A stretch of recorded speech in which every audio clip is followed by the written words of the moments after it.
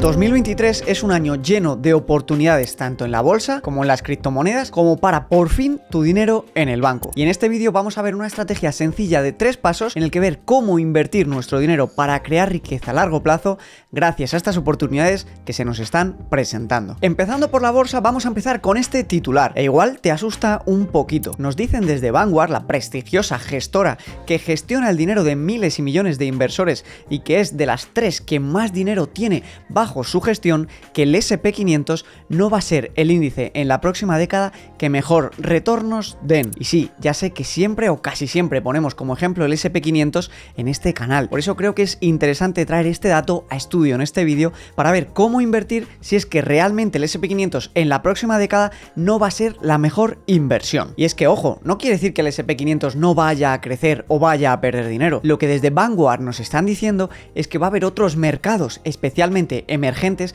que van a tener más rentabilidad y más revalorización en la próxima década que el mercado estadounidense. Y tanto es así que fíjate en este gráfico de aquí. El dinero está saliendo del mercado americano con una rapidez no vista desde la década de principios del 2000. Y si tienes algo de memoria, recordarás que del 2000 al 2008-2010 prácticamente el S&P 500 se mantuvo plano a costa de la crisis del 2000 y de la crisis del 2008. Y sin embargo, el mercados emergentes, el MSCI de mercados emergentes, tuvo una rentabilidad buenísima, duplicando su valor desde principios del 2000 al 2010. Aquí lo tienes en la gráfica. Verás que mercados emergentes pasó de más de 85 a 185 puntos en apenas 10 años, cuando en comparación el S&P 500 se mantuvo plano. Este outperformance de los mercados emergentes al S&P 500 tuvo una consecuencia, y es que en el índice MSCI ACWI World, que recoge la capitalización de todos los países y de todas las empresas del mundo, el peso de los países emergentes pasó de un 4% a un 14% en 2010. Esto es importante porque si analizamos el rendimiento en la última década del S&P 500, ha batido y por mucho al resto de países y al resto de regiones, obteniendo pues prácticamente un 11% en los últimos 10 años, concretamente un 11,97%, mientras que el MSCI de países emergentes solamente obtuvo un 5,49% compuesto del 2010 al 2021. Y esto ha hecho que muchísimos inversores que van persiguiendo rentabilidades pasadas en el corto plazo solamente invirtiesen en el mercado americano, dejando de lado otras regiones tan importantes como India, China o Brasil. Por eso quiero enseñarte esta gráfica. Aquí vemos la relación entre el de países emergentes y países desarrollados. Cuanto más alto es el pico de esta gráfica, quiere decir que más había subido los países emergentes respecto a países desarrollados. Como vemos, en esta última década ha ido hacia abajo, teniendo mejor retorno invirtiendo en zonas como Estados Unidos o Europa que países emergentes. No obstante, estas tendencias siempre tienden a corregirse y a invertirse con el paso del tiempo.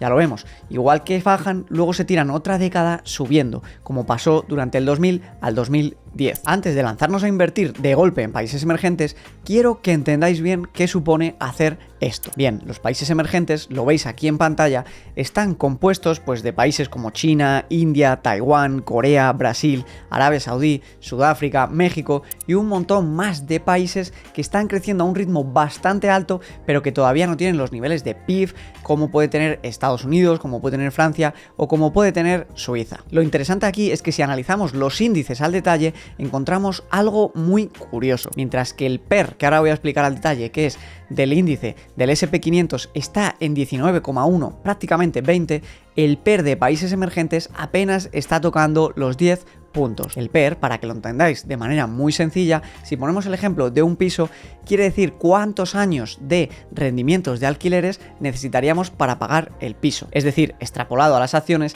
quiere decir cuántos años de beneficios de esa empresa necesitamos para justificar su valuación o su coste. Como vemos, en los países emergentes, la valoración de las empresas que forman parte del índice está a la mitad de precio que la valoración del S&P 500. Evidentemente, esto no quiere decir que haya que ir a invertir en las empresas o países que más baratos estén por precio, porque que algo sea barato no quiere decir que tenga valor. Esto es importantísimo tanto en la vida como en las inversiones, pero sí que es algo evidentemente a tener en cuenta, y hay que tener en cuenta que las tendencias suelen ser estructurales, pero también suelen ser periódicas y se suelen repetir con el paso del tiempo. Y es que miremos lo que ha pasado en el MSCI de India. Vemos que la rentabilidad de India en los últimos años ha sido del 10%, prácticamente la misma que la del S&P 500. Un país que está en camino pues a seguir creciendo poblacionalmente, a superar a la inmensa mayoría de vecinos en riqueza y en recursos, y en definitiva, en mi opinión, tiene muchísimo sentido incluir en tu portafolio los países emergentes. Ahora, si me conoces, esto no quiere decir que haya que ir de cabeza y vender las participaciones del S&P 500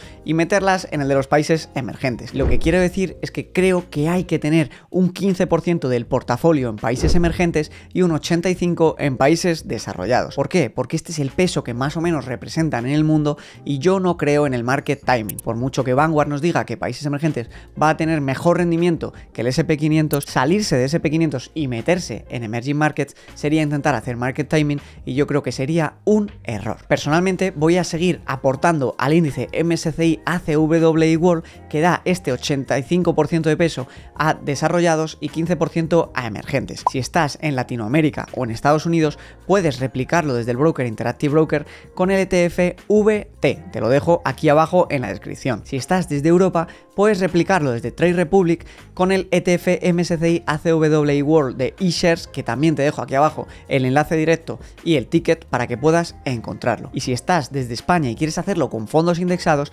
entonces la mejor opción es la de MyInvestor, haciendo un 85% del MSCI World del fondo Fidelity, que es el que menos comisiones tiene, y utilizando un 15% del Vanguard Emerging Markets, que tiene un pelín más de comisiones que el de Fidelity, pero es traspasable y en el futuro nos dejará rebalancear. Lo tienes todo en la descripción. La segunda gran parte de mi cartera y la segunda acción que voy a tomar este 2023 a la hora de invertir es el patito feo del momento: las criptomonedas. Todos queríamos hablar y todos queríamos invertir en Bitcoin cuando pasó de 20.000 a 60.000 y parecía que si no tenías tu Bitcoin, que si no estabas comprando criptomonedas, estabas perdiendo el tiempo y dejando ir una oportunidad del milenio. Y ahora, en cambio, que Bitcoin ha corregido, pues llegó a estar en 15-16 mil dólares, nadie quiere oír hablar de Bitcoin. Y esto, lamentablemente, es una receta de fracaso en el mundo de las inversiones. Warren Buffett siempre dice: be fearful when others are greedy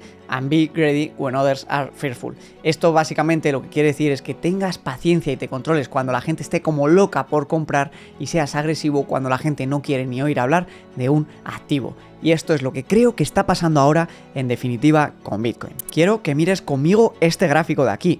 En él vemos la evolución del precio del Bitcoin en función de los halvings que han ido. Un halving, para que lo entiendas de manera sencilla, es el fenómeno que se da cuando la nueva emisión de Bitcoin se reduce entre dos. Porque sí, amigos, al contrario que con la masa monetaria, que tenéis aquí su evolución, que es absolutamente exponencial, la emisión de nuevos dólares o euros en circulación, la emisión de nuevos Bitcoin se va reduciendo. El máximo número de Bitcoin totales que va a haber en circulación el día de mañana son 21 millones, de los cuales quedan aproximadamente 2 por emitirse. Bien, cada 4 años se reduce entre 2 el nuevo número de Bitcoins que se lanzan al mercado. Esto hace que quede muchísimo tiempo para completarse los 21 millones de Bitcoin que van a haber en circulación y que, por tanto, como cada vez se emiten menos Bitcoin, los que ya están emitidos tienen que subir de valor porque es un bien cada vez más escaso. Dentro de estos halvings que se producen cada 4 años, vemos una tendencia que se repite en cada uno de ellos. Después del halving, vemos una subida bastante agresiva, una corrección igual o más de agresiva y posteriormente otra subida antes del siguiente halving. En mi opinión, esto es exactamente lo que ha ocurrido. Hemos visto esta subida hasta los 60.000 después del anterior halving, la corrección, y ahora nos empezamos a acercar al halving de 2024. Creo que es un momento buenísimo para seguir cargando nuestros bolsillos de Bitcoin. Personalmente, aquí lo tenéis, mandé una transferencia al intercambio de 8.000 euros y compré pues prácticamente 0,4 Bitcoin a este precio actual de 21.000 euros. Estoy muy contento de poder acumular a estos precios y mi posición con Bitcoin es a súper largo plazo, 20-30 años. Creo que es algo que dentro de esos años puede estar en unos precios absolutamente increíbles y que no haber tenido un porcentaje del 10-15% en cartera actualmente a largo plazo puede ser un auténtico error. Ahora bien, no me tomes por el papa de las inversiones, haz tu propio estudio y ten un porcentaje que si lo pierdes y se va a cero, no te supondría absolutamente ningún problema económico, porque no te olvides de que las criptomonedas son un activo especulativo. No obstante, yo creo que con la tendencia de los bancos centrales actuales que nos van a meter por embudo y hacer obligatorios los euros y dólares digitales, este tipo de activo que es inembargable y que lo puedes guardar y poseer tú e intercambiar con cualquier parte del mundo y con cualquier ciudadano en solo segundos, puede tener un sentido brutal en el nuevo mundo digital al que nos encaminamos. Respecto al resto de criptomonedas, solamente tengo exposición en Ethereum. Sinceramente, pienso que el resto de proyectos son como startups y con la inversión en startups ya se sabe lo que pasa. 9,9 de cada 10 fracasan. Y por tanto, como no entiendo la tecnología al detalle y no me da la vida para estar al tanto de todos los nuevos proyectos, los fundadores, el equipo, prefiero no poner mi dinero en ellas. Y es que al final, si te das cuenta, el 99% de proyectos criptos ha desaparecido o va a desaparecer. Y en mi opinión, Bitcoin es caballo ganador y Ethereum también. Por eso, mi exposición dentro de Bitcoin y Ethereum es de un 70-80% en Bitcoin y un 30-20% en Ethereum y nada más. Finalmente, la tercera oportunidad que veo en este 2023 y que menos me entusiasma, pero que es importante comentar porque mucha gente tiene un porcentaje alto de liquidez en su cartera y busca dinero sin riesgo, es la oportunidad que la subida de tipos de interés está empezando a ofrecer. Cuanto mayores son los tipos de interés, más caro es endeudarse, pero más dinero vas a conseguir sacar por tu liquidez. Y en este sentido hay distintas opciones. La primera de ellas, las cuentas remuneradas, que básicamente funcionan de una manera en la que tú depositas el dinero en el banco y mientras tienes ese dinero te van pagando intereses mensualmente. Los depósitos a plazo fijo, que básicamente te comprometes a dejar tu dinero por un periodo determinado, puede ser 3, 6 meses, 1 año, 2 años, y entonces la remuneración suele ser más alta que en las cuentas remuneradas. En tercer lugar, tendríamos la deuda fija de estados o empresas donde emiten cupones que nosotros se los compramos, de acuerdo, les prestamos ese dinero y al cabo de 1 año, 3 años, nos devuelven el dinero prestado más unos intereses anuales, que suele ser, de nuevo, más alto que el de las cuentas remuneradas y que el de los depósitos a tipo fijo. Y por una última parte, tendríamos algo muy curioso y que me comentó el otro día mi amigo Pau Antó, que sería los préstamos con garantías hipotecarias. Vamos a ir al detalle de estas 4 opciones. Yendo a las cuentas remuneradas, hice el otro día un vídeo entero que podéis ver aquí, analizando cuáles son las mejores desde España. Pero en definitiva, podemos encontrar hasta el 4% de rentabilidad si invertimos en dólares en brokers como Interactive Brokers, o en España lo mejor que podemos encontrar en cuentas remuneradas sin ningún tipo de condición ni de nómina, ni de gastos, ni de tarjeta, es el 2% de Trade Republic hasta 50.000 euros por tener el dinero en liquidez con ellos. Os dejo abajo el enlace a esta promoción de cuentas remuneradas para que le echéis un vistazo. En cuanto a depósitos, he de deciros que a mí no me gustan tanto, porque si ya estás dispuesto a bloquear tu dinero, creo que la rentabilidad que ofrecen los depósitos no es lo suficientemente atractivo y es mejor irte directamente al plazo fijo que ofrecen los estados o las empresas, que es más alto y te ofrece más rentabilidad y es más seguro que los depósitos que te ofrecen los bancos. ¿Por qué? Porque los bancos son intermediarios y lo que ellos hacen con tu dinero es comprar los tipos fijos de los estados que vamos a ver a continuación y darte a ti una comisión menor por intermediar. Entonces creo que tiene sentido o tenerlo en cuentas remuneradas, que entonces puedes tener tu dinero del fondo de emergencias porque puedes disponer de él en cuanto quieras, o si estás dispuesto a bloquear tu dinero durante un periodo largo de tiempo, entonces mejor irte directamente pues a los bonos del estado o a los bonos de empresas que vamos a analizar ahora. Bien, en renta fija de estados hay 2 opciones principales. La primera y la más potente es la del bono del gobierno americano a 1 año, que está pagando el 4,6% de intereses. Es decir, por prestarle al gobierno americano tu dinero 1 año, te van a dar al cabo del año ese dinero más un 4,68% de intereses, sin apenas riesgo, porque la verdad es que Estados Unidos nunca va a hacer default en su propia deuda porque simplemente puede imprimir más dólares y devolvértelos. El riesgo aquí es el riesgo divisa, que es que si tú tienes euros y los cambias a dólares y te dan este 5% de intereses al cabo de 1 año, pero el dólar se devalúa respecto al euro más de este 5%, en la práctica estás perdiendo poder adquisitivo respecto a tus euros. Si quieres irte a deuda fija, tienes la deuda de los estados de la Unión Europea y más en casa tendrías la del Estado español. La deuda del Estado español a 1 un año está tocando prácticamente el 2,8%. Es decir, comprando letras del Tesoro podrías obtener en este año un 2,8%, que el único riesgo, entre comillas, que tiene es que España deje de pagar la deuda, que estando el Banco Central detrás europeo, no creo que pase a corto plazo. Como venimos de una década en la que incluso había prácticamente que pagar dinero por prestarle a los estados porque los tipos de interés eran negativos, los pequeños ahorradores se han vuelto locos y estamos viendo noticias tan interesantes como esta en la que se están agolpando a las puertas del Banco Central Español para comprar estas letras del Tesoro y llevarse este 3% de rentabilidad anual. Recordemos, un 3% está muy bien, pero tienes la prima de que bloqueas tu dinero durante todo un año. Esa es la diferencia. Mientras que la cuenta remunerada te da este 2%, pero puedes disponer de él inmediatamente,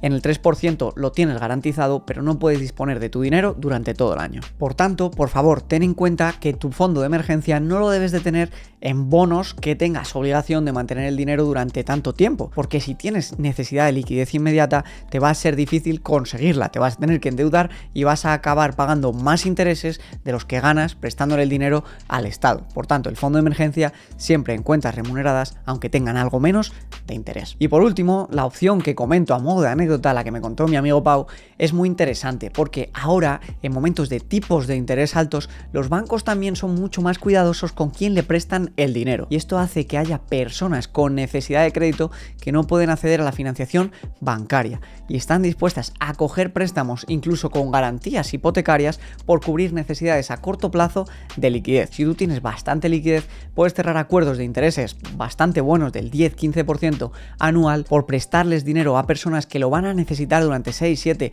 8 meses y que luego te lo van a devolver incluso con esta garantía hipotecaria. Y entonces, en el caso de que salga bien, pues te devuelven los intereses como acordasteis, y en el caso de que salga mal, podrías ejecutar la garantía hipotecaria para recuperar tu dinero. Son casos interesantes, casos muy rentables, pero que evidentemente para el común de los mortales no nos es fácil aprovechar. Recuerda suscribirte y darle al like al vídeo si te está pareciendo útil y compártelo con tus amigos y familiares. Hasta aquí el vídeo de hoy, nos vemos el domingo con un nuevo vídeo para seguir aprendiendo y disfrutando de las finanzas y de las inversiones. Hasta pronto. Por cierto, comentadme en los comentarios si os está gustando esta mejora de audio. Nos vemos.